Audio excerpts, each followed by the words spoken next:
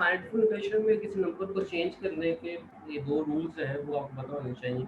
कोई भी नंबर हो, कह रहे कि method to represent a large number into smaller, और ये उसकी सिंपल फॉर्म लिखी हुई है कि a इंटू 10 की पावर n। ये साइंटिफिक नोटेशन है। अब इसके अंदर a क्या है और n क्या है ये हम देखना।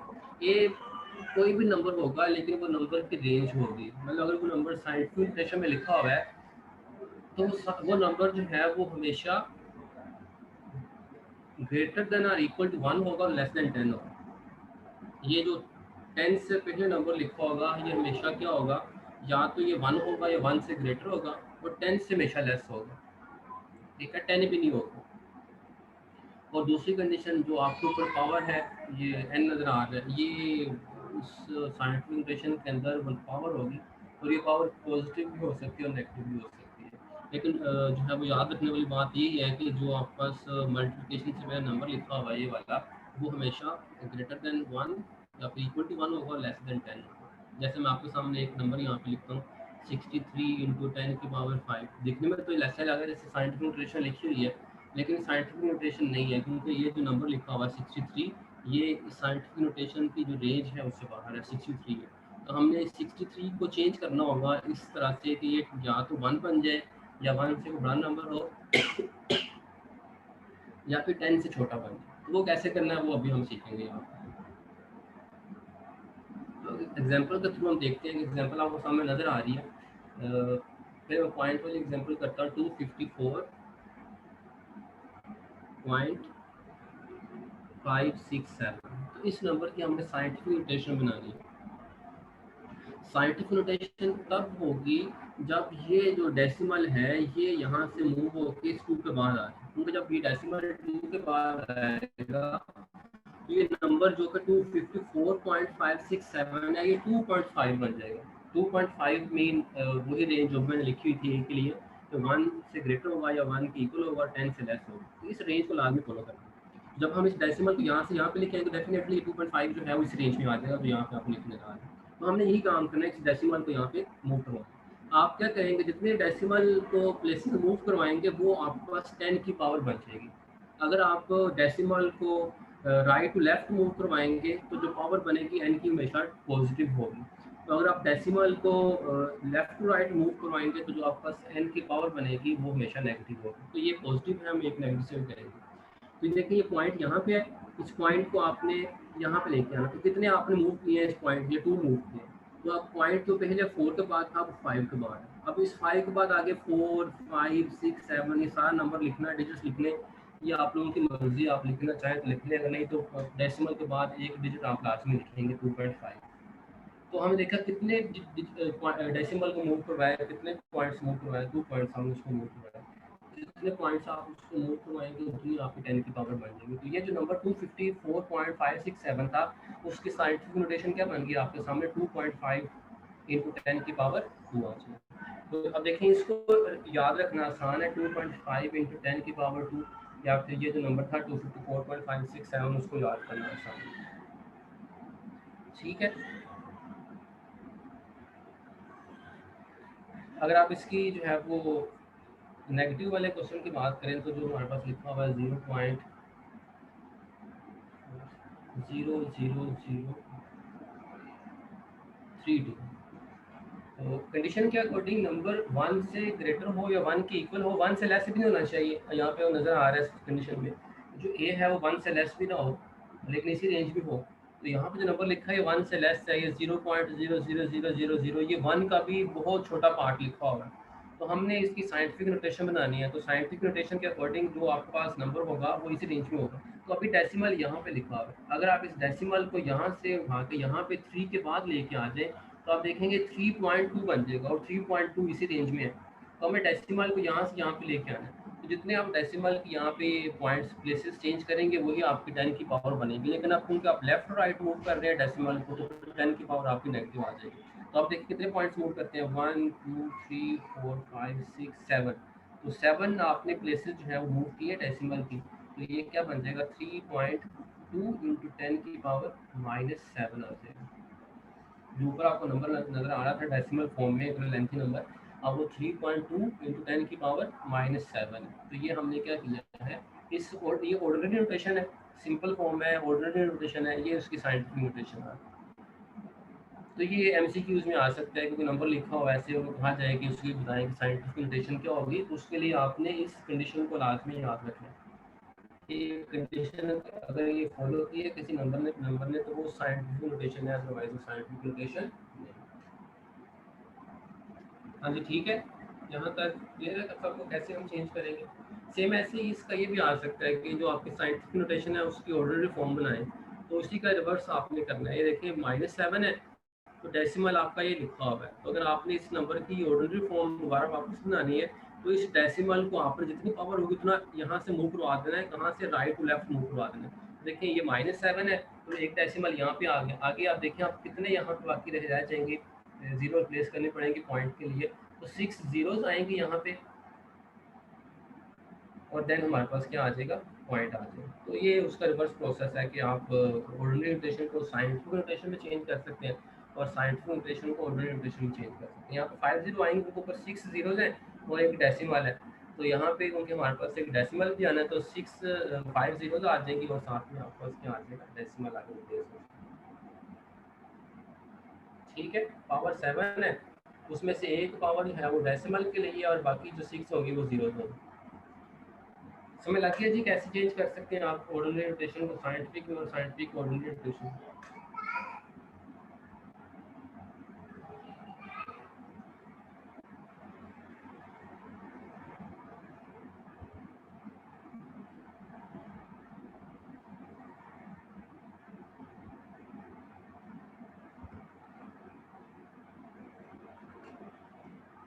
ओके, इसके बाद हमारे पास है सेट एंड सेट थ्योरी। इसी से रिलेटेड क्वेश्चन आते होते हैं, पास पेपर्स में देखे भी हैं। वो वेन डायग्राम से रिलेटेड क्वेश्चन पूछता है और इसके अलावा सेट्स के डायरेक्ट क्वेश्चन भी आए होते हैं 4 नंबर का। हाँ तो 4 मार्क्स का एक क्वेश्चन होता है, तो वो सेट में से क्वेश्चन को ना लाजमी आ जाता होता है। तो सबसे पहले एक सेट की डेफिनेशन को बताएगा, मुझे व्हाट इज सेट, सेट क्या होता है। Sir, well-defined collection of distinct objects. हाँ जी, well defined collection of distinct objects. इसमें 2 वर्ड आपने Distinct बोले। objects. हाँ जी, एक आपने वर्ड बोला है वेल डिफाइंड, जो कलेक्शन हमारी होगी वो वेल डिफाइंड होगी, और दूसरा वो जो कलेक्शन होगी उसमें जो ऑब्जेक्ट्स लिखेंगे वो हमारे पास कौन से ऑब्जेक्ट्स होंगे,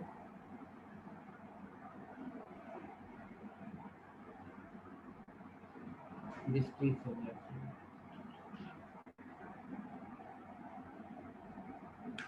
अगर कोई कलेक्शन जो है ये 2 कंडीशंस को फॉलो करती है तो वो कलेक्शन एक सेट बनता है।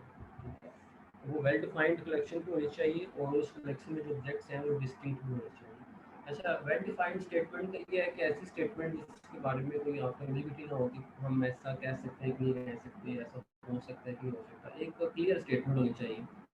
और दूसरा उस क्लियर स्टेटमेंट में जो ऑब्जेक्ट्स हम लिखते होंगे वो भी सारे डिस्टिंक्ट, डिस्टिंक्ट मीन है कि सारे ऑब्जेक्ट्स जो हैं वो डिफरेंट होंगे एक दूसरे से, कोई भी एक दूसरे के साथ जो है वो मैच ना हो, वो सेम ना हो, वो कलेक्शन हमारे पास क्या आ जाएगी, सेट बन जाएगी। अब इसकी एग्जांपल में अगर आप देखें तो मैं आप लोगों से पूछता हूँ एक क्वेश्चन, आप बताना मुझे कि वो स्टेटमेंट जो है वो सेट है या नहीं है। Collection of set of intelligent students of a class, किसी क्लास के इंटेलिजेंट स्टूडेंट्स का एक सेट, तो क्या ये जो है वो कलेक्शन हमारे पास सेट है कि नहीं है। Collection of intelligent students of a class, तो ये एक सेट बन सकता है कि नहीं बन सकता।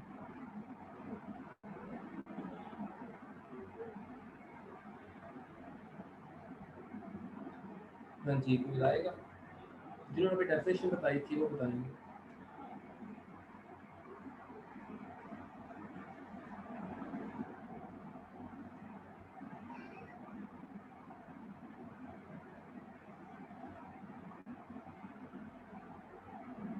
No, sir.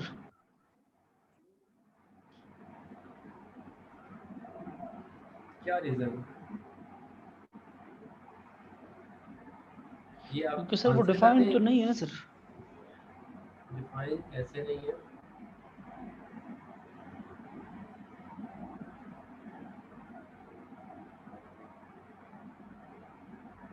ऐसे डिफाइंड नहीं है, मतलब आपने क्या सोचा कि ये क्यों डिफाइंड नहीं है, क्या रीज़न है?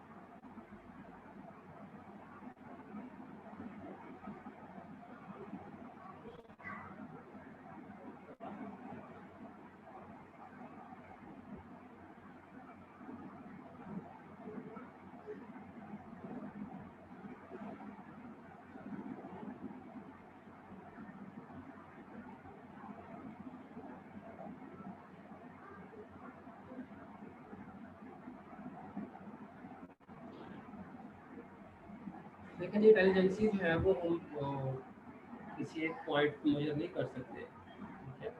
तो वो पॉसिबिलिटी है कि क्लास में जो स्टूडेंट्स हैं वो किसी चीज़ में अच्छा परफॉर्म कर रहे हों, किसी चीज़ में वो बुरा परफॉर्म कर रहे हों। तो अगर हम कोई स्टेटमेंट स्पेसिफिक कर देते हैं कि ऐसे स्टूडेंट्स जो कि जिनके मार्क्स 90% से अबव हैं, उनकी कलेक्शन, तो फिर डेफिनेटली हमें वो सारे स्टूडेंट जिनके मार्क्स 95 हैं तो वो सारे ही उस स्टेटमेंट उस कलेक्शन में आ जाएंगे।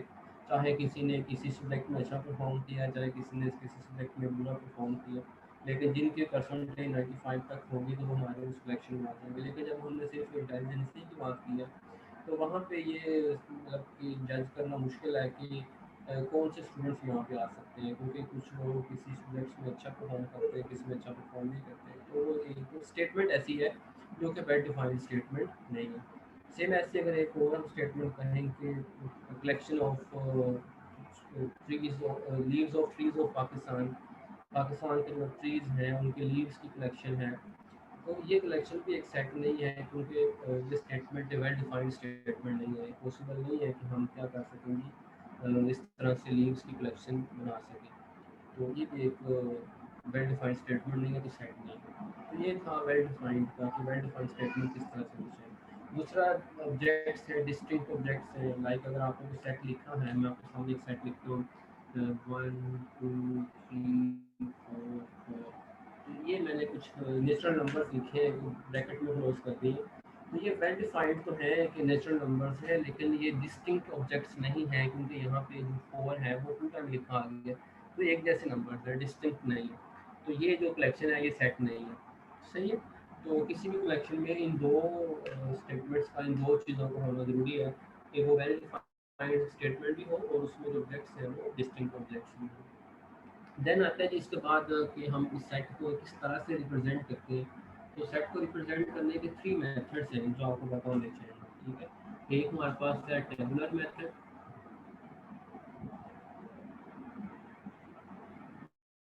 टेबुलर मेथड की एग्जांपल मैं साथ ही ऐड कर देता हूँ। टेबुलर मेथड क्या होता है, जैसे अभी मैंने एक सेट लिखा था उसको ब्रैकेट्स में रिप्रेजेंट किया था, तो यही टेबुलर मेथड है किसी सेट को लिखने का। 2 3 5 7 11, ये मैंने प्राइम नंबर्स का एक सेट लिखा है और इन नंबर्स को मैंने ऐसे ब्रैकेट में क्लोज कर दी। तो ये जो आपके सामने मेथड लिखा हुआ है ये टेबुलर मेथड है। अब अगर आप इसी इन एलिमेंट्स को अपने वर्ड्स में बता दें तो वो हमारे पास दूसरा मेथड बन जाएगा जो कि डिस्क्रिप्टिव मेथड, ठीक है। डिस्क्रिप्टिव मेथड, उसमें यही सेट अगर हम लें तो हम कह सकते हैं कि first 5 prime, set of first 5 prime numbers. तो इन्हीं वर्ड्स को, इन्हीं नंबर्स को आपने वर्ड्स में बता दें, ठीक है। तो set of first 5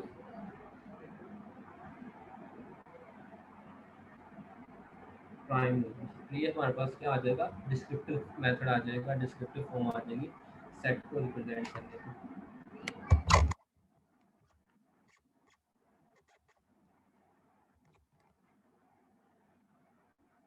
okay, third set method जो है उसको बोलते हैं सेट बिल्डर मेथड।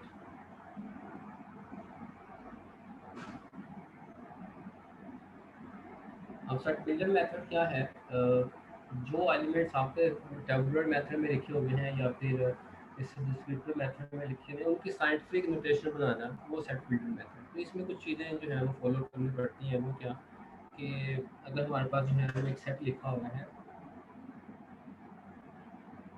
एक सेट है आपके सर पास। जी जी। Sir set of real numbers को टेबुलर फॉर्म में कैसे लिखेंगे sir? Set of real number को टेबल फॉर्म में कैसे लिखेंगे? जी सर। तो आप रैशनल और इरेशनल का यूनियन लिख दें। तो सर वो टेबुलर तो नहीं होगी ना फिर सर? टेबुलर नहीं होगी वो तो ऑपरेशन है ना सर सेट्स के दरमियान में, वो रिजल्टेंट बन जाएगी ना। रियल नंबर्स बेसिकली आप नेचुरल नंबर्स लिख रहे होते हैं, वो भी रियल नंबर्स होते हैं। आप होल नंबर्स लिख रहे होते हैं, वो भी रियल नंबर्स होते हैं। रैशनल लिखिए, वो भी रियल है। तो हम कोई भी सेट लिखते हैं वो रियल नंबर्स ही होते हैं। तो अलग से रियल नंबर्स की कोई इस तरह से रिप्रेजेंटेशन नहीं है। वो तो बनते कैसे हैं, वो यूनियन है उसका रैशनल और इरेशनल का। ठीक है, तो मीन्स अगर हम कोई भी नंबर लिखेंगे, कोई भी सेट लिखेंगे, 2 4 में 6 8 लिखता हूँ, 10 लिखता हूँ, तो ये भी सेट ऑफ रियल नंबर्स ही है। तो मींस सर ये तो ठीक सेट है, ऑफ आर रियल ये नंबर्स तो नहीं है ना सर? ये तो specific set real of all numbers है real, sir, R real numbers तो नहीं हुए ना? और रियल नंबर्स नहीं है। ठीक है, ये आप ठीक कह रहे हैं। उसके लिए फिर ये है कि हम डिस्क्रिप्टिव मेथड, डिस्क्रिप्टिव फॉर्म लिख सकते हैं set of all real numbers. तो उसकी tabular it form, means it can not, उसकी it can tabular not form, right उसकी टेबलर फॉर्म पे नहीं बन सकती डेफिनेटली। लेकिन अगर आप उसको रिप्रेजेंट करना चाहते हैं तो फिर आप ऐसे लिख सकते हैं। ठीक है, ये जो मैं स्टेटमेंट बता रहा था ना, इसको आप सेट बिल्डर नोटेशन में लिख सकते हैं। ठीक है, सेट बिल्डर नोटेशन बन सकती है सेट ऑफ रियल नंबर्स की, कि आपका जो एक्स है वो बिलोंग्स टू आर है, और जो बिलोंग्स टू आर मींस वो इनफाइनाइट रियल नंबर्स है हमारे पास। ठीक है, टेबुलर फॉर्म के सेट ऑफ रियल नंबर्स की। वैसे अगर आप कहें कि all set of real numbers लिखें तो वो पॉसिबिलिटी नहीं है। लेकिन हम जो भी सेट लिखते हैं वो सारे के सारे रियल नंबर्स ही होते हैं। आर रियल तो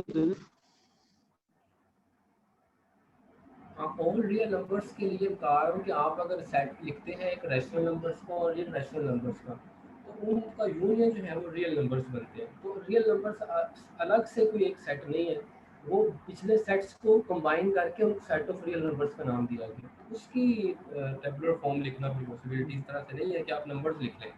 ठीक है, आपको फिर वहाँ मेंशन करना पड़ेगा कि आपने रैशनल नंबर्स भी लिख लिए हैं या रैशनल नंबर्स भी लिख लिए हैं।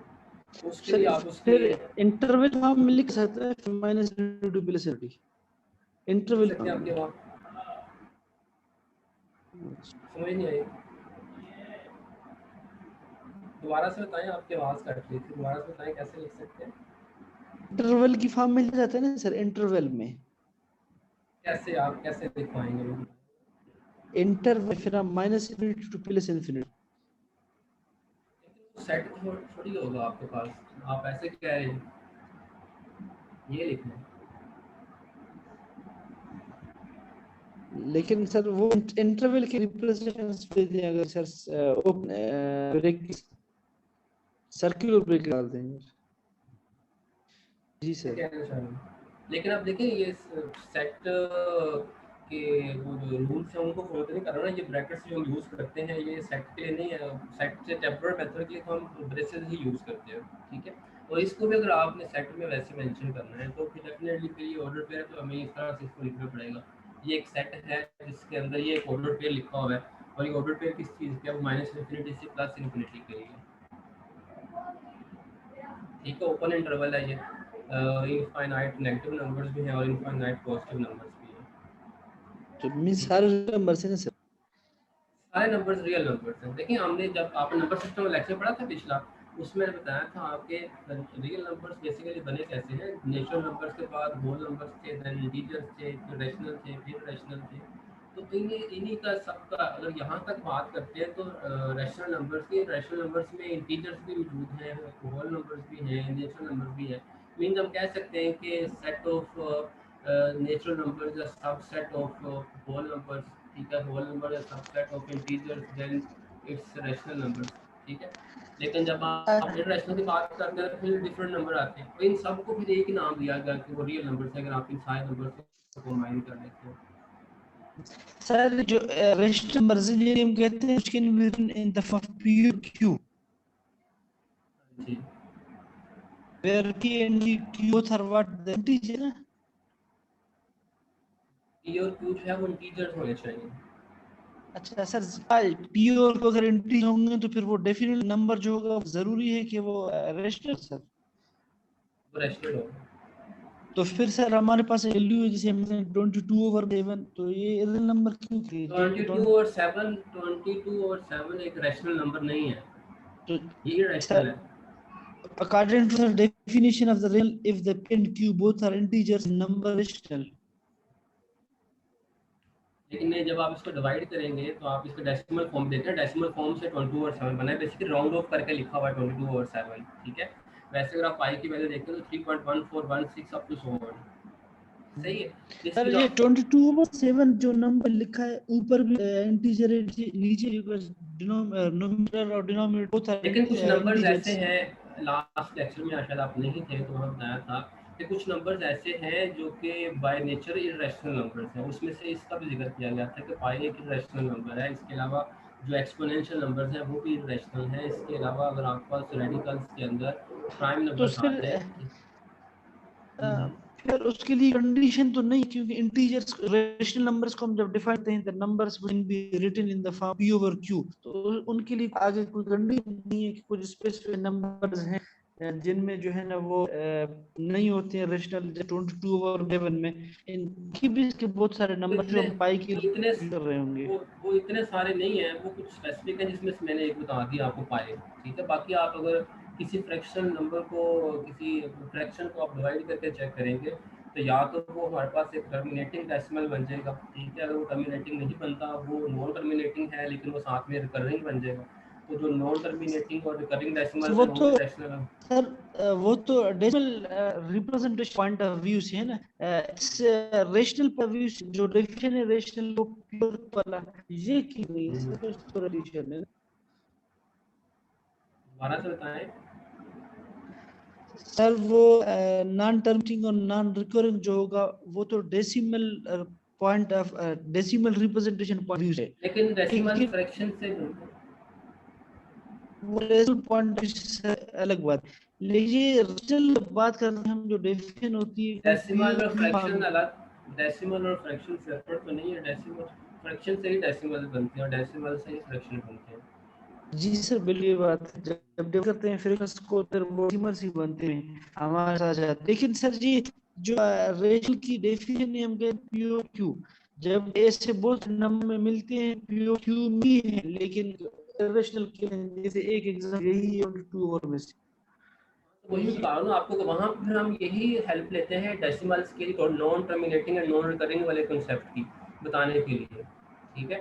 लेकिन मतलब ये कह लें कि ऐसे नंबर्स फ्रैक्शन फॉर्म में जो कि मोस्टली लिखे होते हैं उनको मतलब ये कह लें कि पी ओवर क्यू फॉर्म में लिखा है, वो अगर पी और क्यू इंटीजर्स हैं तो वो रैशनल है। मतलब ये कह लें कि जब आपके पास इस तरह से हो के मतलब ज़्यादा चांसेस इस चीज़ के हों, फिर हम जोड़ की तरफ जाते हैं। कुछ केसेस ऐसे हैं, एक्सेप्शनल केसेस, वो हर जगह पे आ जाते हैं, जिसमें से एक आपको 22 और 7 नज़र आ रहा है। तो मोस्टली ऐसा ही होगा कि जो आपके फ्रैक्शन होंगे वो आपके रैशनल नंबर्स ही होंगे। लेकिन जो कुछ नहीं है वो एक्सेप्शनल केसेस हैं, वो हम उनके डेसिमल फॉर्म में चेक उनको चेंज करके चेक भी कर सकते हैं। इस तरह से चेकिंग भी हम करवाते हैं फिर कि फ्रैक्शन लिखा हुआ है, इसको हम चेक कर सकें कि ये रैशनल है या नहीं है। तो उसके लिए हम उसकी डेसिमल फॉर्म बना के चेक कर लेते हैं। अगर डेसिमल फॉर्म के अंदर रिकरिंग होगा तो वो रैशनल बन जाएगा, अगर वो टर्मिनेटिंग होगा तब भी वो रैशनल बन जाएगा।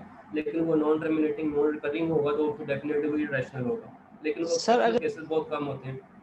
Sir MC point of view से तो फिर टाइम कंज्यूमिंग कोर्स समझाते हैं, अगर हमें कोई कोर्स गिवन हो फॉर एग्जांपल भाई जैसे 22 ये रेशनल है, उसको हम इसका तो डिसाइड इस ये इसका तो ठीक है, एक हमें पहले से पता है कि हम पहले बता चुके हैं कि ये एक इरेशनल नंबर है एक्सेप्शनल केसेस के सर अंदर। इसके लेकिन अगर इससे इसके अलावा इससे अगर वो डेसिमल आता है, इसके अलावा कोई डेसिमल अगर आ जाता है आपका, तो उस डेसिमल को डेसिमल करने में के ना लिए भी 2-4 मिनट से ज़्यादा टाइम लगेगा, आपको आइडिया हो जाएगा कि नंबर जो है वो नॉन टर्मिनेटिंग बन रहा है या टर्मिनेटिंग है। क्योंकि जब आप 3 to 4 टाइम डिवीजन करेंगे एक नंबर की तो पॉसिबिलिटी है कि वो आगे कंटिन्यू रहे वैसे के वैसे। लेकिन अगर वहाँ पर स्टॉप होता हो तो आपको नज़र आ जाएगा, या फिर अगर रिकरिंग डायरेक्ट बनता हो हमारे तब भी नज़र आ जाएगा। डायरेक्ट क्लिक नहीं सर, वो तो divide that will be the time consuming hmm, ना सर, डेफिनेटली डायरेक्ट फिर क्लिक हमें नहीं चेक तो जैसे करना वो पड़ेगा। जब एक चीज़ पे जब एक चीज़ में हमारे पास ये एबिलिटी है कि उसमें कुछ गलती हो सकती है ना, हम फिर उसको डेफिनेटली चेक करेंगे, ठीक है।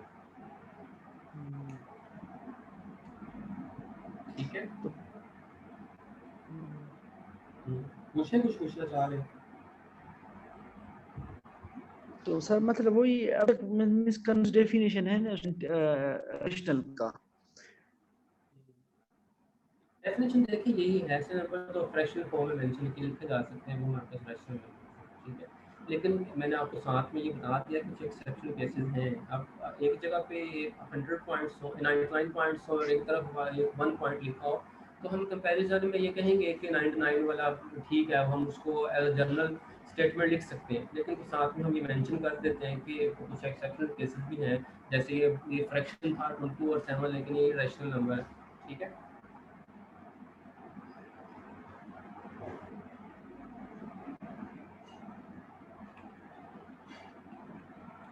ठीक है, क्लियर है। चल ठीक है।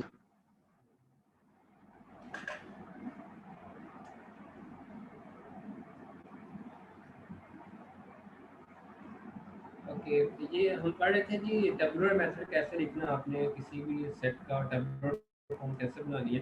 तो उसके लिए एक सेट में लिखने लगाते हैं। यहाँ पे हम सेट लिख लेते हैं, set of real natural numbers का 1 2 3 4 5 6, ये सेट है। हमने इसकी सेट की सेट बिल्डर नोटेशन बनानी है।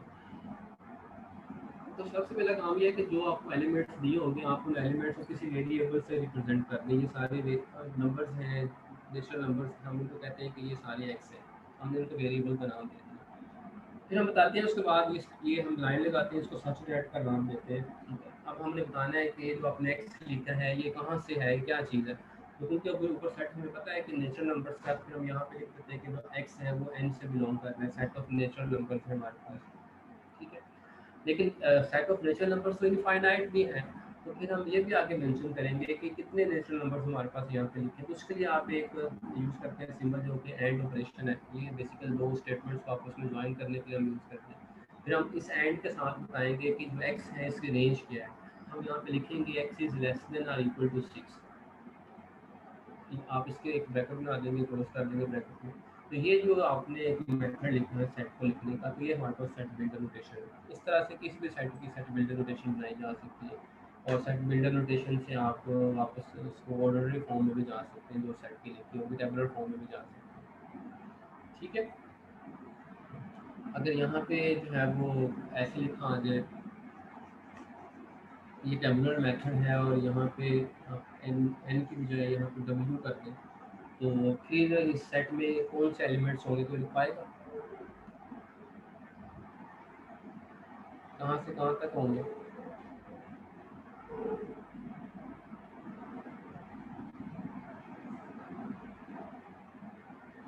हाँ जी, आप इस सेट में इसकी सेट की टेबुलर फॉर्म बताएं जी, क्या होगी? सेट नज़र आ रहा है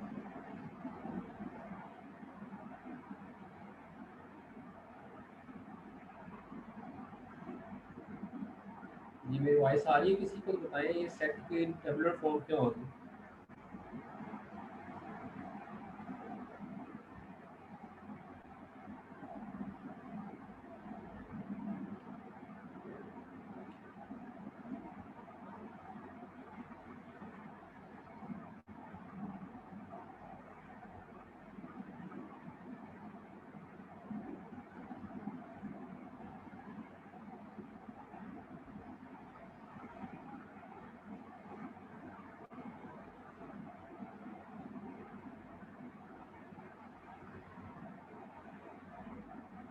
उमर, आपको मेरी वॉइस आ रही है?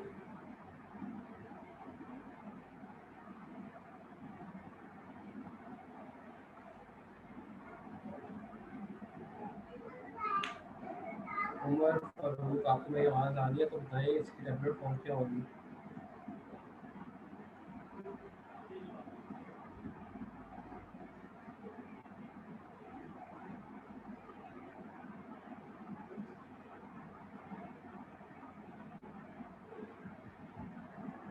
क्योंकि यहाँ पे होल नंबर्स हैं, तो मतलब होल नंबर स्टार्ट जो जीरो से होते हैं, तो 0 1 2 3 4 5 एंड 6। तो अभी हमारे पास 0 से लेके 6 तक जो है वो सारे नंबर्स आ सकते हैं।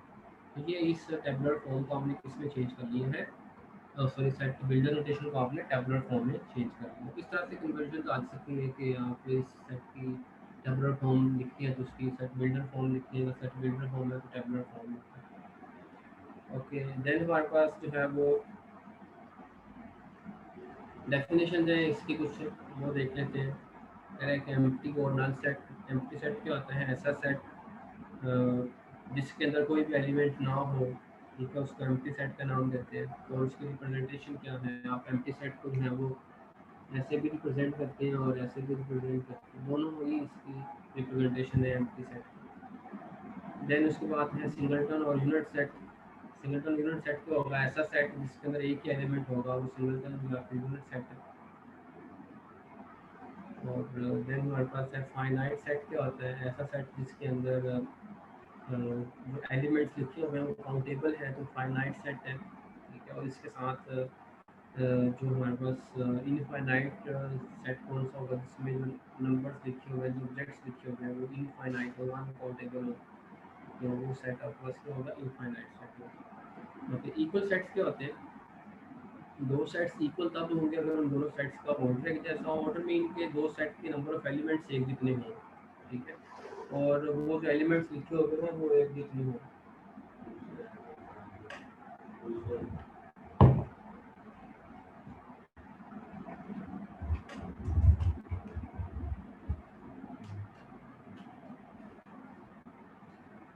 ठीक है, अगर एक सेट यहाँ पे मेरे पास set A is A B C, B X Y Z, और सेट सी जो है वो भी हम लिख लेते हैं जी वाई और एक्स। हमें बताना है कि दो सेट्स आपस में, इन तीनों में से कौन से सेट आपस में इक्वल और कौन से अनइक्वल। इन तीनों में से जो सेट आपको नजर आ रहे हैं, अगर इनके number of elements in sets के एक जैसे हैं और वो एलिमेंट्स भी सेम है, तो वो इक्वल सेट्स हैं। जैसे हम बात कर लें बी और सी, तो बी और सी जो है ये दोनों इक्वल सेट्स हैं, इसलिए उनके जो सेट बी है उसके एलिमेंट्स 3 हैं टोटल, सी के भी 3 हैं, ठीक है। और उसके बाद जो सेट हमारे पास बी है उसके एलिमेंट्स एक्स वाई जी हैं, सेट के सी के भी एक्स वाई जी हैं, तो ये सेट बी और सी जो है वो इक्वल सेट्स हैं, ठीक है। अगर दोनों सेट्स का नंबर ऑफ एलिमेंट्स इक्वल हो और उसके अलावा वो एलिमेंट्स भी इक्वल हो, तो हम कहते हैं कि वो दोनों सेट्स इक्वल सेट्स हैं। देन हमारे पास जो है वो, अगर सेट ए से हम उनको कंपेयर करते हैं, तो सेट ए और बी जो है वो इक्विवेलेंट सेट्स तो हैं लेकिन इक्वल नहीं है। इक्विवेलेंस के अंदर क्या होगा कि दोनों सेट्स का नंबर ऑफ एलिमेंट्स एक जैसे होने चाहिए, बराबर होने चाहिए, वो एलिमेंट्स का सेम होना जरूरी नहीं। ओके, देन हमारे पास जो है वो कुछ ऑपरेशन है सेट्स के ऊपर। ऑपरेशन कौन कौन से हैं वो हम पढ़ लेते हैं। यूनियन ऑफ सेट्स है, यूनियन है, देन इंटरसेक्शन है, कॉम्प्लीमेंट है, और उसके बाद डिफरेंस है।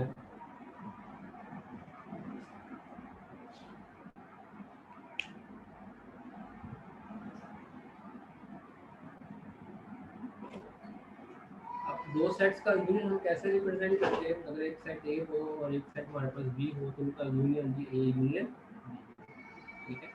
तो ये फाइंड हम कैसे करेंगे, यूनियन दोनों सेट्स के एलिमेंट्स को आप कंबाइन कर लें। लाइक अगर मेरे पास सेट ए है 1 2 और सेट बी जो है वो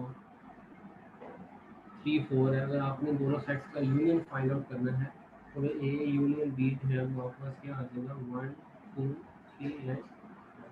दोनों सेट्स के एलिमेंट्स को आपने एक ही सेट बना देना, कंबाइन करना है, तो आपको क्या आ जाएगा, यूनियन ऑफ सेट आ जाएगा। अगर आपने इंटरसेक्शन फाइंड करना है तो उसकी रिप्रेजेंटेशन क्या है, ए इंटरसेक्शन बी। तो इसमें इंटरसेक्शन में क्या करते हैं, दोनों सेट्स में जो कॉमन एलिमेंट्स और एक जैसे एलिमेंट्स हैं अगर हम वो लिखते हैं तो वो इंटरसेक्शन ऑफ सेट आते हैं। जैसे यही सेट अगर आप ए बी की बात करेंगे या इंटरसेक्शन या एम्प्टी सेट है, एलिमेंट में कॉमन नहीं है। लेकिन अगर आप सेट के एलिमेंट चेंज कर लें, लाइक मैं अगर यहाँ पे लिखूँ सेट ए जो है वो आपके पास एक्स वाई जी है, और सेट बी जो है वो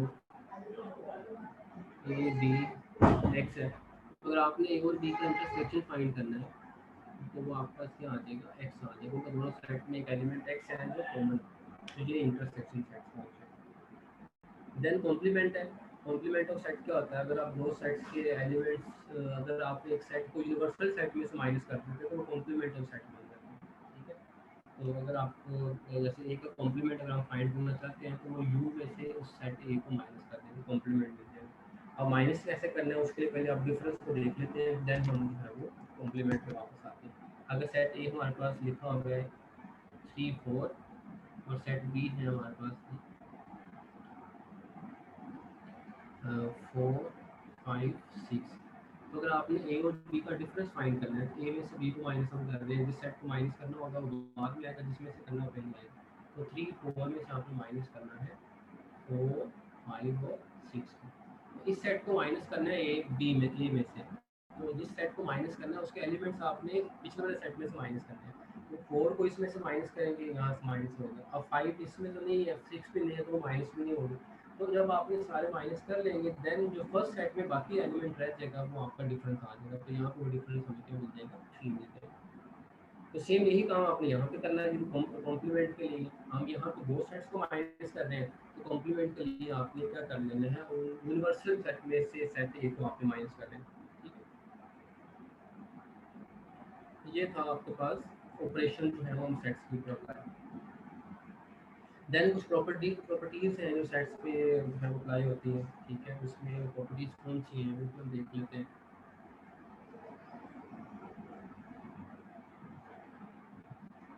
कम्यूटेटिव प्रॉपर्टी है जो कि A union B equal to B union A है, ये कम्यूटेटिव प्रॉपर्टी ऑफ यूनियन है। सेम ऐसे हमारे पास कम्यूटेटिव प्रॉपर्टी ऑफ इंटरसेक्शन भी है कि ए इंटरसेक्शन बी है वो इक्वल होगा बी इंटरसेक्शन ए के। ठीक है, कम्यूटेटिव प्रॉपर्टी है। एसोसिएटिव प्रॉपर्टी है कि A union B union C वो इक्वल होगा A union B union C के। ठीक है, ये हमारे पास कम्यूटेटिव प्रॉपर्टी है। एसोसिएटिव प्रॉपर्टी सेम ये इंटरसेक्शन की भी एसोसिएटिव प्रॉपर्टी है, B intersection C, A intersection B intersection C, ये एसोसिएटिव प्रॉपर्टी आ गई। उसके बाद हमारे पास जो है वो डिमोर्गन क्लास है, वो पता होना चाहिए कि ए यूनियन बी का कॉम्प्लीमेंट जो है वो हमेशा इक्वल होगा A complement intersection B complement. ये एक स्टेटमेंट है डिमोर्गन लॉ की। दूसरी है कि ए इंटरसेक्शन बी का जो कॉम्प्लीमेंट है वो A complement union B complement है। तो ये कुछ प्रॉपर्टीज़ हैं और ये स्टेटमेंट्स हैं डिमोर्गन लॉ की, जो आपको याद करनी चाहिए। क्योंकि हो सकता है कि डायरेक्ट आपसे कहे कि कुछ क्वेश्चन दे दे, तो सेट्स दे दे और आपसे कहे कि आप क्या करें, डिमोर्गन लॉ की कुछ स्टेटमेंट वेरीफाई करें, तो वो हम खुद से इसका स्टेटमेंट इन्वॉल्व में उसको लिखे उसको वेरीफाई कर लें। ठीक है, इसके अलावा ये प्रॉपर्टीज इसकी डिस्ट्रीब्यूटिव प्रॉपर्टी भी है इसकी सेट्स की। एक सेट को आप डिस्ट्रीब्यूट करते हैं वो कौन सी है कि अगर आपके पास A union B intersection C लिखा हुआ है तो हम इसको कैसे एक्सपेंड करेंगे, A union B intersection A union C. तो ये distributive property union over intersection है, यूनियन ओवर इंटरसेक्शन। तो सेम ऐसे ये इंटरसेक्शन ओवर यूनियन भी है, बी यूनियन सी। तो हम इसको लिख सकते हैं A intersection B union A intersection C. तो ये है distributive property intersection over union. तो ये डिस्ट्रीब्यूटिव प्रॉपर्टी है यूनियन ओवर इंटरसेक्शन। ये था आपका सेट से रिलेटेड पोर्शन था। इसमें वेन डायग्राम्स है जो छोटा सा एक कोई पोर्शन रह गया इसका, वो हम जो है वो नेक्स्ट किसी क्लास में इसको डिस्कस कर लेंगे सेट एंड सेट थ्योरी में। तो वेन डायग्राम्स क्या है, तो यहाँ तक जो है वो किसी का कोई क्वेश्चन है तो आप पूछ सकते हैं मुझसे।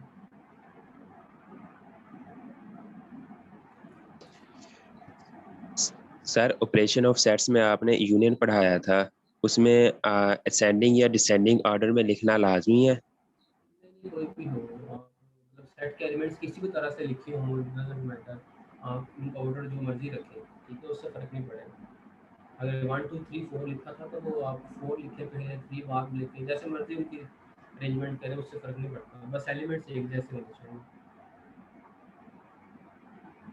और सर उसमें जो एलिमेंट रिपीट हो गए वो 2 बार लिखेंगे या वो नहीं, वो सिंगल 2 दफा ही बार आएंगे? लिखो, वो सिंगल टाइम, क्योंकि आप 2 बार लिखेंगे तो हमने स्टार्ट में सेट की डेफिनेशन पढ़ी थी कि सेट के अंदर जो एलिमेंट्स हैं वो डिस्टिंक्ट होते हैं। जब हम 2 टाइम लिखेंगे तो वो सेट की डेफिनेशन ही गलत हो जाएगी। तो अगर कोई एलिमेंट रिपीट हो रहा है तो 1 टाइम ही लिखा है। सर सर प्रैक्टिकली अब लाइफ में कहते हैं कि ये वाटर सेट है, ये टी सेट है, या ये डिनर सेट है, तो ये इनको भी सेट हम कंसीडर कर सकते हैं। उनको भी हम प्रैक्टिकली आम डेली यूजेस भी कहते हैं ना सर, ये डिनर सेट है, ये टी सेट है, या ये वाटर सेट है, तो इस तरह के जो सेट सब यूज करते हैं, क्या इनको भी सेट कंसीडर कर सकते हैं हम सर? नहीं कर सकते हैं। आई थिंक उनमें कुछ डिफरेंशिएशन तो होगी। अगर हम उसको प्लेट्स को चेक करें ना, उनकी शायद नंबरिंग शंबरिंग की होती है कि नंबर 1 है 2 है, और उनको काउंटिंग में डिफरेंशिएट करने के लिए तो है सेटअप, लेकिन वो मतलब कि कह लें कि उनके अंदर कुछ ना कुछ डिफरेंट ज़रूर होगा, चीज़ें एक दूसरे से डिफरेंट होंगी जो सेट बन हाँ, सके। अगर उनको सेट हम टी वाटर सेट कहते हैं, तो जिस वहाँ पे नंबर ऑफ जो गिलासेस हैं वो बिल्कुल सेम है, डिस्टिंक्ट तो नहीं है सर? है उनके नो डाउट। कुछ रूम में कुछ तो आप देखें तो टैग्स लगे होते हैं, जब आप कोई चीज़ लेते हैं ना तो कुछ स्टिकर्स लगे होते हैं, उन पर टैग्स बने होते हैं। तो पॉसिबिलिटी है उन टैग्स में जो है वो उस एलिमेंट की या दूसरे के साथ जो डिफ्रेंसिएशन हो, वो कोड लिखा हो, उस नंबर उसका नंबर लिखा हो। हमें तो उनके उन चीज़ों से गर्ज नहीं होती कि वो टैग क्यों लिखा है, उस पर क्या लिखा है, हम वो भी नहीं देखते। तो लेकिन पॉसिबिलिटी है कि उन टैग्स के अंदर कुछ ऐसी चीज़ें लिखी हो जो कि उनको डिफ्रेंशिएट कर रही हो काउंटिंग के अंदर। लेकिन हम सेट कहते हैं तो कलेक्शन है नंबर्स की, ऑब्जेक्ट्स की, वो सेट है और डेफिनेटली डिफरेंशिएशन सर, उनके ऑब्जेक्शन कलेक्शन तो है, लेकिन वो अगर देखते हैं तो फिर जो अगर एलिमेंट्स वाइज हम यूं मान लें कि आप अगर सेट्स के अंदर अगर वो सेट है तो वो बाकी सारे जितने भी चीजें हैं उनके एलिमेंट्स हैं, तो एलिमेंट्स को देखते हैं तो वो डिस्टिंक्ट तो नहीं है, वो बिल्कुल सिमिलर है सर। बता रहा हूँ। तो अगर हम सिर्फ ग्लासों की बात करें तो उन ग्लास के अंदर सुपर स्टिकर्स भी लगे होते हैं। ठीक है, अगर आप एक सिंगल कप भी चेक करें, उस कप पर भी स्टिकर लगे होते हैं। तो पॉसिबिलिटी है कि वो जो स्टिकर लगा हुआ है वो उनमें कोई ना कोई डिफरेंशिएशन हो, ऐसी कोई नंबर मेंशन किया हो कि ये देखिए चीज़ एक जैसी है। अब एक क्लास के अंदर स्टूडेंट एक नेम सेम नेम के हो सकते हैं, लेकिन हम उनमें अगर डिफरेंशिएशन करना चाहेंगे तो डेफिनेटली हमें उनके फादर नेम या फिर साथ में फर्स्ट या सेकंड लास्ट नेम की हेल्प लेनी तो पड़ेगी। डेफिनेटली स्टूडेंट में तो कुछ डिफरेंस है, उनके एजेस के हिसाब से या उनकी हाइट के हिसाब से, नहीं, फेसेस के हिसाब से, उनके दिखने के हिसाब से डिफरेंशिएशन तो है, उनमें डिफरेंस है। यहाँ पे तो बिल्कुल जिस भी लिहाज पे आप लेकिन हमें देखें। हम अगर सिर्फ नेम की बात करेंगे, हम एक सेट लिख लें, उस सेट में सिर्फ हम दो एक जैसे नाम लिख लेंगे, हमें उन स्टूडेंट्स का नहीं पता, तो डेफिनेटली हम कैसे कह सकते हैं। ठीक है कि डिफ्रेंसिएशन तो होगी, लेकिन हमारे सामने वो स्टूडेंट्स नहीं, हमारे सामने वो नाम लिखे हुए हैं स्टूडेंट्स के। तो हम उनके डिफ्रेंसिएशन के लिए उनके हाइट पे या उनके साथ पे नहीं जाएंगे, हम सेट को देखने के लिए हम उनके किसी नेम को हम मेंशन करेंगे कि उनके नेम के साथ किस तो चीज़ को नेम्स भी मेंशन करना है। डिफरेंट लेकिन होंगे यहाँ सर पे भी डेफिनेटली। Definitely different. लेकिन इसमें अगर आप ये जैसे बात कर रहे हैं कि डिनर सेट की, उस तरह के सेट की, तो आप उनमें चेक कीजिएगा, घर में चेक करें जरा के जो ग्लास पड़े हुए हैं, कप पड़े हुए हैं, कि उनके ऊपर टैग्स लगे होते हैं, नंबर्स लिखे हुए हैं, क्या वो दोनों पे सेम एक जैसे ही है सारी चीज़ों के ऊपर, या उनमें कोई डिफरेंस है उनके अंदर। वहाँ से आपको खुद ही क्लैरिटी हो जाएगी कि गोल्ड एक दूसरे डिफरेंट कैसे हैं। चीज़ें एक जैसी बनी है, लेकिन उनको डिफरेंशिएट करने के लिए वो नंबर दिए जा सकते हैं, नंबर 1 है, नंबर 2 है। जब नंबर 1 2 हो जाएंगे, डेफिनेटली वो एक दूसरे से डिफरेंट है। हम नंबर 1 को नंबर 2 नहीं कहेंगे, नंबर 2 को नंबर 1 नहीं कहेंगे। नो डाउट वो दोनों एक जैसी नज़र आ रही है, लेकिन फिर भी उनको हम डिफरेंशिएट करने के लिए हम उनको नाम दे दिए।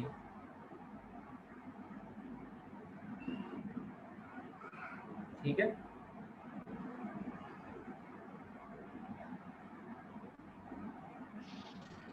सर ये नल है सेट या एम्प्टी से हम कहते हैं, क्या कहते हैं?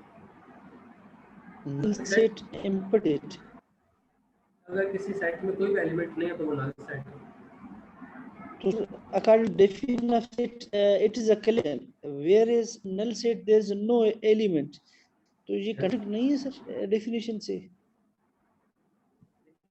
हम अगर हम नंबर्स की बात करें तो नंबर्स में हम किसी भी चीज़ कोई अगर हमारे पास कुछ नहीं है तो हम उसको किस चीज़ से रिप्रेजेंट करते हैं। देखिए अगर हम 1 में से 1 को माइनस कर लेते हैं, हम कहते हैं 1 में से 1 को माइनस करने से हमें रिजल्ट में 0 मिलता है, तो हमें उसकी रिप्रेजेंटेशन तो करनी है ना नंबर्स में, वो हमें वो 0 एज अ रिप्रेजेंटेशन पास आ जाएगा। तो कोई भी चीज़ हमारे पास अवेलेबल नहीं है, नथिंग है।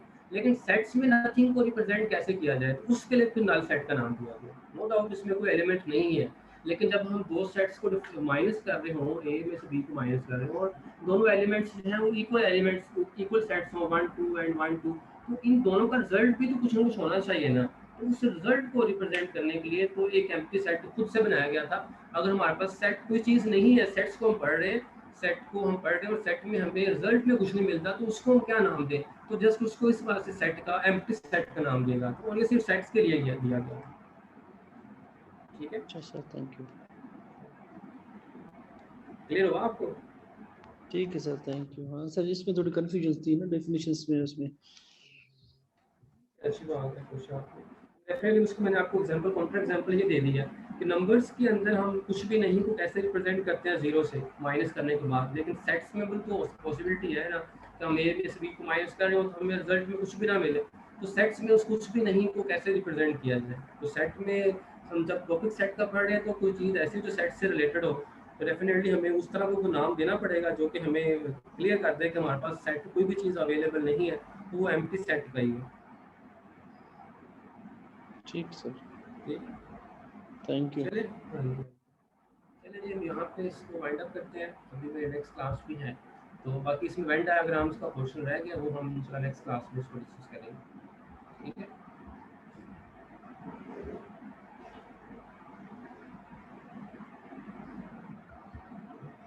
ओके, अल्लाह हाफिज़।